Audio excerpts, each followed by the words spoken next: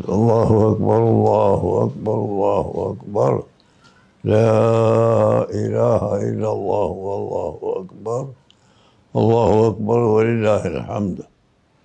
أيها الإخوة المؤمنون، عيد الأضحى معناه وهي वाला का ईद है। ये इब्राहिम अलैहिस्सलाम इन इब्राहिम अलैहिस्सलाम ذبح ابنا جيء به من الجنة كما يقول الله تعالى. أولا أمر الله تعالى إبراهيم عليه السلام أن يذبح ابنه، ولكن الله أخيرا يقول وفديناه بذبح عظيم. لما تهيأ إبراهيم ليذبح ابنه أمر الله تعالى أن يذبح شاة جيء بها من الجنة، ويدل عليه قوله تعالى وفديناه بذبح عظيم. هذه سنة رسول الله صلى الله عليه وسلم، سنة خليل الله إبراهيم عليه الصلاة والسلام. اتباع هذه السنة مهتم به في الإسلام. يقول الله تعالى ومن يرغب عن ملة إبراهيم إلا من سفه نفسه، يعني إلا السفيه لا يتأخر عن هذه السنة، سنة الإبراهيمية. ولذلك علينا أن نذبح الأضحية بعد صلاة العيد.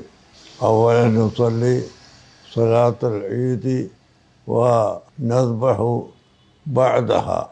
قال صلى الله عليه وسلم لا أضحية إلا بعد الصلاة.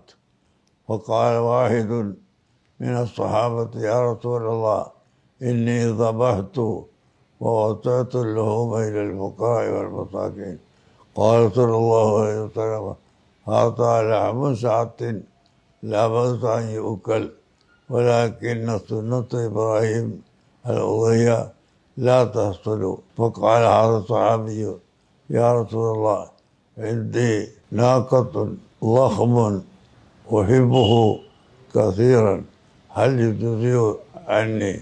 وقال صلى الله عليه وسلم يجزئ عنك هذا ولا يجزئ عن أحد بعدك. فهذا خصوصية لهذا الرجل من عند رسول الله صلى الله عليه وسلم. ولذلك ينبغي أن يكون الأضحية بعد صلاة العيد بالشروط المذكورة في كتب الفقه.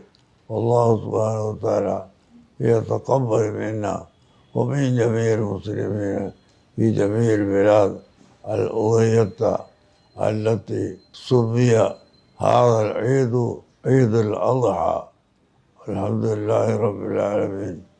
والله يتقبل منا ومنكم ومن جميع المسلمين في مشارق الأرض ومغاربها هذه الأضحية هدية منك إلى الفقراء والمساكين،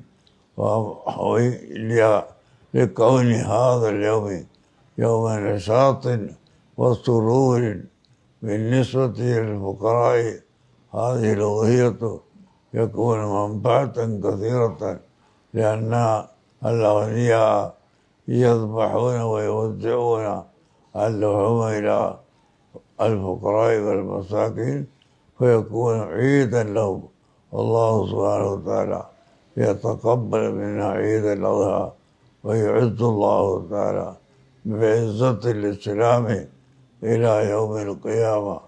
ووفقنا الله ولجميع المسلمين للاتحاد والأخوة الإسلامية كما يسير إليه أعمال الحج.